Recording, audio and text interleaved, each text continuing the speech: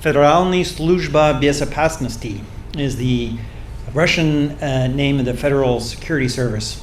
And in 1991, the USSR fell apart, and in 1992, Yeltsin flung open the doors. Everyone was welcome, and that included previously closed off places like Kamchatka. Now, Kamchatka was so closed, you needed a visa to get in, even if you were a Soviet citizen. So you can imagine the border guards not being very happy about all these Americans turning up and running around in the tundra and talking to all kinds of different grandmas and things all over the place. We turned up in 1995, my wife and I, and she was actually the one who was truly fluent in Russian, still speaks it better than I do. And so she really acted as kind of the bureaucracy interface, dealing with the border guards and all of this. And our first encounter with this web of security was with the border guards in the small town of Asora. And the thing about this town is that it is right on the beach. And Kamchatka, being a security zone, had an 8 kilometer zone from the water inland was special security zone. So you needed special permission to live there. And that meant my wife had to fly back down to Petropavlovsk, the city, which is like a 3-hour flight away, and I wasn't allowed to run around beyond town. I could only go like a kilometer from town, so I couldn't go hang out with people fishing in the summer and whatnot. But we eventually got all the papers in line. She came back, and then only to finally figure out that the border guard in the Asora kind of really made it clear that if we had just paid a bribe, it could have all been fine. Now, that's one thing I'm really scared about doing because I don't want to screw that up. So I haven't really ever paid bribes to FSB agents or whatnot.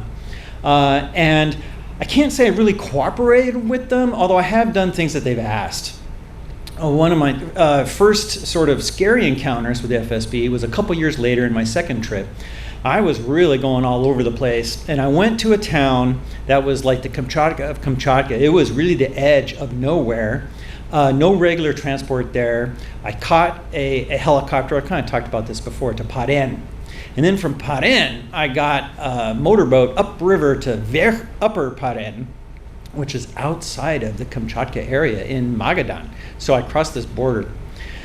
None of this was like on my list of official places I was allowed to go on my visa and whatnot. And everyone knew I went to Paren and came back. And so when I landed then back in the main airport in Korf, a horrible town, we're unloading the helicopter, and this man in a leather jacket, I shit you not, all these guys wear leather jackets, came up to me, flashes his ID, it's like, Ivan Ivanovich, FSB, can I have a word with you? And so he takes me over maybe 10 yards or so, and he starts yelling at me, kind of angrily, and asking me all these questions about where I've been and why did I do that, and it wasn't on my official itinerary, and I didn't list this, and I didn't ask permission, and he's assaulting me with questions. And at first I was scared shitless, like, oh my God, I'm gonna be deported, I'm not gonna be able to come back, everything's gonna be bad, oh no.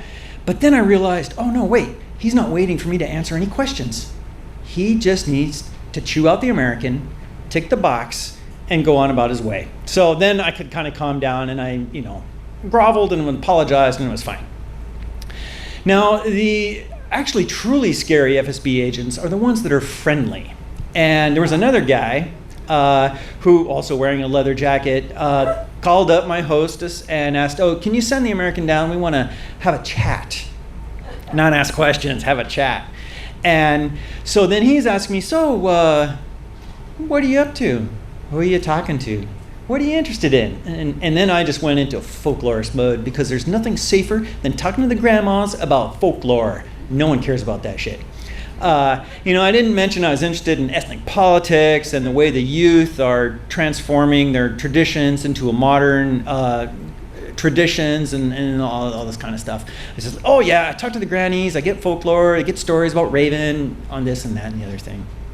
But he did make me nervous, because he was actually after some sort of information and trying to see who I was with and talking with. And now that things have really baked in pretty bad in Russia, I'm writing an essay for a book that's being edited by a colleague at the Smithsonian. And I've always used real names because people in Kamchatka, they were mad when people used pseudonyms. And so I always used people's real names. It's like, yeah, Valentina told me this, and Nina told me that.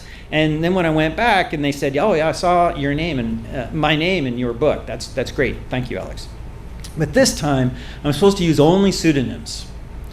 And this is because of a real fear that people being connected to foreigners in Russia now could face real repercussions in places like middle of nowhere, Paren and Palana and Osora.